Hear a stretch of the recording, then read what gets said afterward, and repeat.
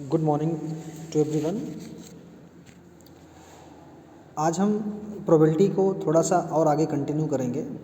कल हमने प्रोबेबिलिटी के बारे में, प्रायिकता के बारे में कुछ चीज़ें जानी थी कि प्रोबेबिलिटी क्या होती हैं। आज हम किसी भी इवेंट की प्रोबेबिलिटी निकालना सीखेंगे कि कोई जो घटना घटित हो रही है, कोई जो घटना हो रही, इवेंट हो रहा है, उसकी प्रोबेबिलिटी कैसे निकालते हैं। तो अपने को किसी भी इवेंट की प्रोबेबिलिटी निकालनी है आज, ठीक है। जैसे अगर हम कह दें कि एक हम कॉइन को टॉस कर रहे हैं, कॉइन को अगर हम टॉस कर दिए, कॉइन को हमने टॉस किया, कॉइन को टॉस किया तो अपने पास जो रिज़ल्ट है वो या तो हेड हो सकता है या तो टेल हो सकता है।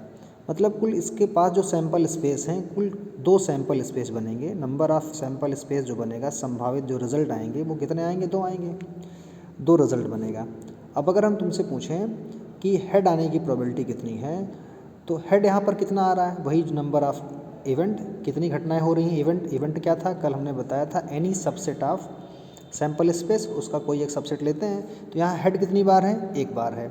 तो अगर हम प्रोबेबिलिटी की बात करें तो प्रोबेबिलिटी इक्वल्स टू होता है number of element in E upon number of element in sample space.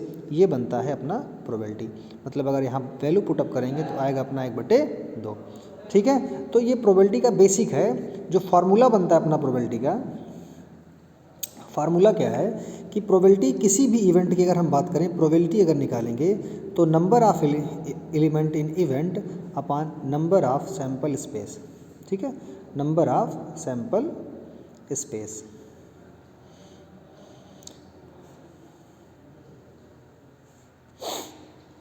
देखो, number of element upon number of sample space. ये हम जानते हैं कि प्रोबेबिलिटी जो है, किसी भी नंबर की जो प्रोबेबिलिटी है, हमेशा जो है 0 से बड़ी या 0 के बराबर और 1 से छोटी या 1 के बराबर होती है। ये किसी भी इवेंट की प्रोबेबिलिटी है। याद करके रखना है कि प्रोबेबिलिटी की वैल्यू हमेशा जो है 1 से कम आती है। अगर प्रोबेबिलिटी 0 हो गई तो प्रोबेबिलिटी 0 का मतलब क्या है? वो अपना इम्पॉसिबल है, हो नहीं सकता है, ऐसा इवेंट जो है वो पॉसिबल नहीं है। और अगर किसी की प्रोबेबिलिटी 1 आ गई, इसका मतलब वो क्या है? श्योर इवेंट है। इवेंट कैसा है? वो कन्फर्म है, इवेंट वही होगा, ठीक है। तो ये प्रोबेबिलिटी का बेसिक टर्म है कि नंबर ऑफ़ एलिमेंट इवेंट, घटना में जो जो चीज़ें हो रही हैं उसका अपॉन टोटल कितने चांस हैं, दोनों का रेशियो क्या कहलाता है? अपना प्रोबेबिलिटी। प्रोबेबिलिटी की वैल्यू हमेशा 0 से बड़ी, 1 से छोटी होगी। अगर 0 बनती है तो इम्पॉसिबल है, 1 आता है तो अपना क्या है? वो श्योर इवेंट है, ठीक है। जैसे किसी इवेंट के होने की प्रोबेबिलिटी को, अगर कोई इवेंट हो रहा है तो होने की प्रोबेबिलिटी को हम पी लिखते हैं। अगर वो इवेंट ना हो, नॉट हैपन हो, ना हो, तो उसकी प्रोबेबिलिटी क्या होती है? पी ई बार लिखा जाता है, या कहीं कहीं पी ई करके डैश लिखा जाता है। ये इवेंट के ना होने की प्रोबेबिलिटी है। अगर होने की प्रोबेबिलिटी पी है तो ना होने की क्या होगी? P E dash. और अगर दोनों को जोड़ेंगे P E plus P E dash, तो अपना रिज़ल्ट हमेशा कितना आएगा? 1 आएगा। मतलब होने की प्रोबेबिलिटी और ना होने की प्रोबेबिलिटी का जो सम होता है वो अपना कितना होता है?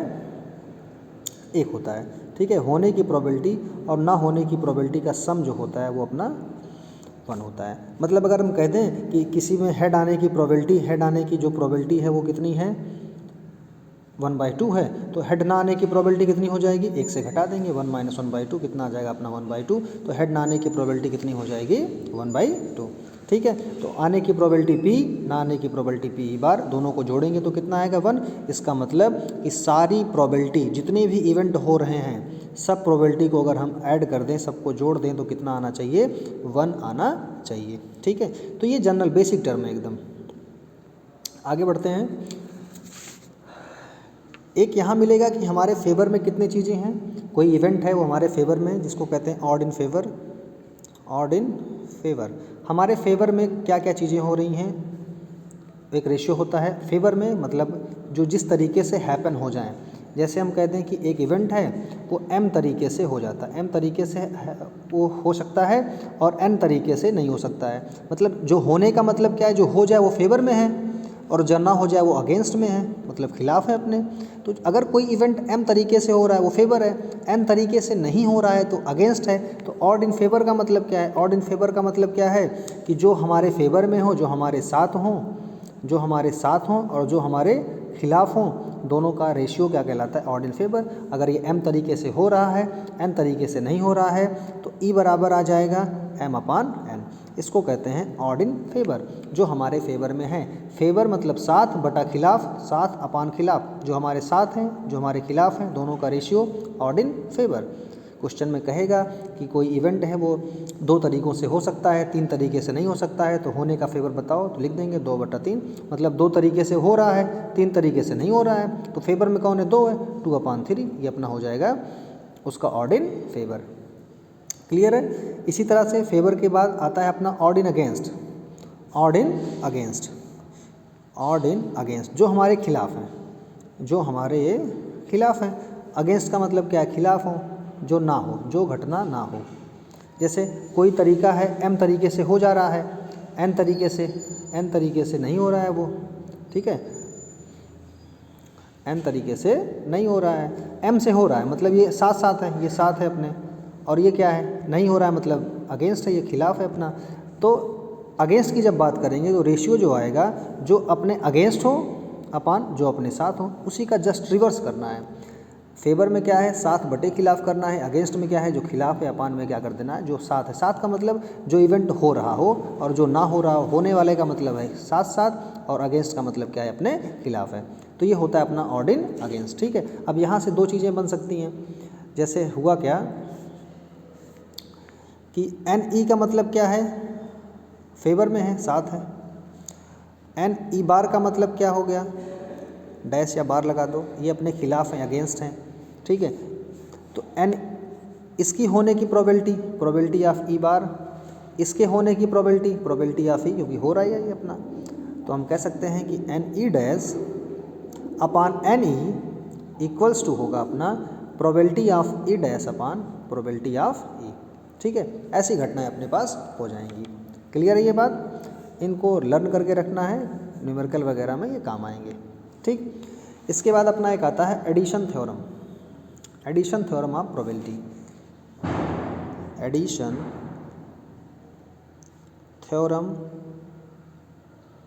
Of probability, probability, addition theorem. Addition का मतलब पता है, योग का नियम है, योग का परमेय है, योग परमेय है, कह सकते हैं योग परमेय है। कौन सी परमेय है, योग की परमेय है, एडिशन थ्योरम है।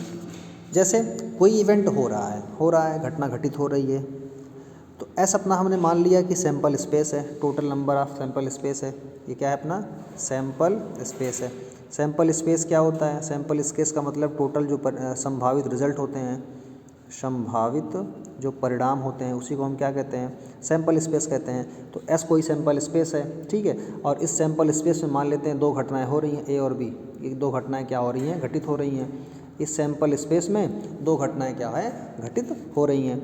अब किसी एक के हो जाने की प्रोबेबिलिटी अगर पूछ लिया जाए, कम से कम एटलीस्ट कोई ना कोई एक घटित हो जाए। भाई एस सैंपल स्पेस है, एस अपना क्या है, सैंपल स्पेस है, ए और बी क्या है, 2 इवेंट हैं। अब पूछा जाए कम से कम दोनों में से एक घटना तो हो ही जाए, उसकी अगर प्रोबेबिलिटी की बात करेंगे तो एक फार्मूला होता है अपना, देखना फार्मूला क्या होता है भाई, दोनों में से एटलीस्ट एक कम से कम हो जाए, एटलीस्ट जो है अपना एक हो जाए। कहने का मतलब कि probability of happening, probability of happening at least one event, एक इवेंट के होने की प्रोबेबिलिटी, एटलीस्ट वन इवेंट, वो होता क्या है, probability of A union B बराबर probability of A plus probability of B minus probability of A intersection B. ये होता है कम से कम एक इवेंट जो है सक्सेसफुली हो जाए, उसकी प्रोबेबिलिटी होती है। इसको कहते हैं हम एडिशनल थ्योरम, ठीक है। इस तरह के क्वेश्चंस मिलेंगे, ए की प्रोबेबिलिटी देगी, बी देगा, ए इंटरसेक्शन बी देगा, यूनियन पूछ सकता है, या यूनियन दे करके इंटरसेक्शन पूछ सकता है। इस तरह के हम चैप्टर सेट में हम सीखे हैं, क्लास 11 का पहला चैप्टर सेट समुच्चय, वहाँ इस तरह के हम नंबर सीखे थे, एन ऑफ सीखे थे, वहाँ पे बस यहाँ पे क्या अपने को प्रोबेबिलिटी निकालनी है, ठीक है। इसको कहते हैं हम एडिशन थ्योरम, ठीक है। इसी एडिशन थ्योरम का एक जनरल फॉर्म है, इसी का एक जनरल फॉर्म है। अगर बाय द वे 3 सेट आ जाएँ, क्या आ जाएँ, 3 सेट आ जाएँ। जैसे मान लो इसका जो जनरल फॉर्म है, जनरल फॉर्म ये कह दे कि P of A union B union C 3 आ गया।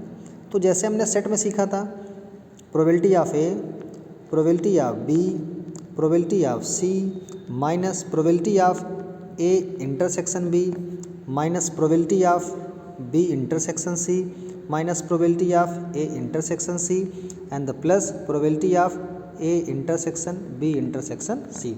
हमने इस फार्मूले को सेट चैप्टर में सीखा था, ठीक है। ये होता है जनरल फॉर्म उसी एडिशन थ्योरम का, ठीक है। इसी पे दो फार्मूले और बेस्ड हैं। अगर हम कह दें कि E1 E2 दो इवेंट हैं, E1 and E2 are to event, कोई दो इवेंट हैं, कोई दो इवेंट है, दो घटनाएं घटित हो रही हैं, तो probability of E1 minus E2 अगर निकालने को पड़ जाए तो होता क्या है, probability of E1 minus probability of E1 intersection E2। ये अपना एक रिजल्ट है, काम की चीज़ है, ये क्वेश्चंस वगैरह में करने पे मिलेंगे, ठीक है। ये है अपना जनरल फॉर्म। प्रोबेबिलिटी निकालें कैसे, जैसे क्वेश्चन में क्या आएगा, क्वेश्चन किस तरह से मिलेंगे अपने को। अभी इसके बाद अपने को कंडीशनल प्रोबेबिलिटी सीखना है। कंडीशनल ज़्यादा बेहतर आएगा और अच्छा क्वेश्चन से, उसमें क्वेश्चंस और अच्छे अच्छे बनते हैं, एग्जाम में भी आते हैं। तो प्रोबेबिलिटी निकालें कैसे, जैसे कहेगा क्वेश्चन में, क्या कह देगा क्वेश्चन में कि अ box contain 5 red ball and 3 white ball, ठीक है, एंड 2 येलो बॉल, ठीक है। एक बॉक्स में 5 रेड है, 3 वाइट है और 2 क्या है, येलो है, ठीक है। अब तुमसे कह रहा है कि एक बक्से में इतनी गेंदें हैं, कह रहा है कि एक गेंद निकालते हैं, 1 बॉल जो है हम वहाँ से क्या करते हैं, सेलेक्ट करते हैं। अब कह रहा है कि प्रोबेबिलिटी बता दो कि निकलने वाली गेंद येलो हो जाए, निकलने वाली गेंद क्या हो जाए, येलो हो जाए। तो पहले तो कुल सैंपल स्पेस गिनना है, कुल रिजल्ट कितने हो सकते हैं, तो नंबर ऑफ सैंपल स्पेस कितने हैं भाई, 5 लाल गेंदें हैं, 3 वाइट है, 2 येलो है, तो 5 3 8 तो 10। कुल घटना कितनी है, 10 तरह की घट सकती है, 10 गेंद में से कोई गेंद आ सकती है बाहर। पूछ रहा है येलो वाला सिर्फ, येलो कौन है, कितने येलो हैं, 2 है, ये 2 हो गया अपना। तो प्रोबेबिलिटी क्या हो जाएगी, प्रोबेबिलिटी आने की 2/10 या कह सकते हैं 1/5। अपना रिजल्ट जो है हमेशा क्या आएगा, 1 से छोटा आएगा, इसका मतलब अपना आंसर क्या है, करेक्ट है, ठीक है। तो ये है प्रोबेबिलिटी के क्वेश्चन, ये सिंपल क्वेश्चन ऐसे बनेंगे पहले, ठीक है। सेकंड क्वेश्चन बन सकते हैं, कहेगा अ डाइस इज थ्रोन, एक डाइस को फेंक रहे हैं, डाइस इज थ्रोन, एक डाइस फेंका जा रहा है, गेंद फेंकी जा रही है, डाइस फेंका जा रहा है। डाइस में हम जानते हैं डाइस में क्या क्या होता है, डाइस में होता है 1 2 3 4 5 6। कह रहा है कि प्रोबेबिलिटी बता दो कि एक इवन नंबर मिल रही है। प्रोबेबिलिटी किसकी बतानी है, जो प्रोबेबिलिटी अपने को निकालनी है, प्रायिकता जो निकाल के बतानी है, वो एक इवन नंबर की, किसकी निकालनी है, इवन नंबर का मतलब क्या है, सम संख्या आने की प्रोबेबिलिटी। क्या बताना है अपने को, सम संख्या आने की प्रोबेबिलिटी बतानी है। तो टोटल सैंपल स्पेस कितने हो गए, एनएस कितने हो गए, 1 2 3 4 5 6 हो गए। अपने को ढूंढना है सम संख्या कितनी है बताओ यहाँ पे, 2 4 6, यही तो है, मतलब 3 है। तो प्रोबेबिलिटी कितनी होगी, प्रोबेबिलिटी का फार्मूला होता है n of E upon n of S, ठीक है, मतलब 3/6 बराबर कितना आएगा, 1/2। ये अपनी आएगी प्रोबेबिलिटी, ठीक है। इस तरह के क्वेश्चन सिंपल क्वेश्चन जो हैं बनेंगे, ठीक। या दूसरी तरह से देखें, क्वेश्चंस में कुछ हटा सकता है या कह देगा कि ना आने की प्रोबेबिलिटी बताओ, ठीक है, ना आने की प्रोबेबिलिटी। जैसे हम कहते हैं कि 2 कॉइन टॉस हो रहे हैं, 2 कॉइन्स आर टॉस्ड टुगेदर, एक साथ 2 कॉइन टॉस किए गए, ठीक है। अब यहाँ से प्रोबेबिलिटी बताना है अपने को, फाइंड करके बताना है प्रोबेबिलिटी कि दोनों हेड आ गए, बोथ हेड्स, दोनों क्या आ जाएं, दोनों हेड आ जाएं, इसकी प्रोबेबिलिटी बतानी है, ठीक है। और दोनों हेड ना आने की प्रोबेबिलिटी, बोथ हेड ये ना आए, एक बार दोनों आ जाए, एक बार दोनों ना आए, दोनों की प्रोबेबिलिटी बतानी है। अगर 2 सिक्के को एक साथ उछालेंगे, 2 कॉइन टॉस करेंगे, तो अपने पास सैंपल स्पेस क्या बनेगा,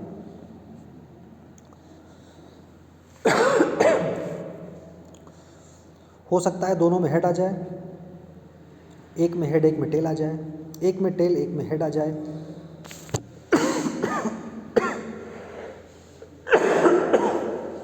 या दोनों में टेल आ जाए। ये अपना सैंपल स्पेस है, मतलब कुल 4 संभावनाएं हैं। कह रहा है दोनों हेड आ जाए, कितनी बार आई है, एक बार, मतलब एन इवेंट कितना है अपना, एक है। प्रोबेबिलिटी कितनी हो जाएगी अपनी, 1/4। क्लियर है। दोनों हेड ना आए, कह रहा है दोनों हेड ना आए, दोनों हेड नहीं आ रही तो हेड आने की प्रोबेबिलिटी जो है वो कितनी हो गई 1/4। तो ना आने की प्रोबेबिलिटी मतलब ई बार चाहिए अपने को, ई बार का मतलब 1 से घटा देंगे 1 - 1/4 कितना आ जाएगा 3/4। ये 3/4 प्रोबेबिलिटी जिसमें दोनों हेड नहीं है। ठीक है, तो इस तरह के क्वेश्चंस अपने को सिंपल क्वेश्चंस मिलेंगे जिनको सॉल्व करना है। ठीक है, तो इस बेस पे क्वेश्चंस अपने को सॉल्व करना है। कल हम कंडीशनल प्रोबेबिलिटी के बारे में डिस्कस करेंगे और कंटिन्यू करेंगे। ठीक है।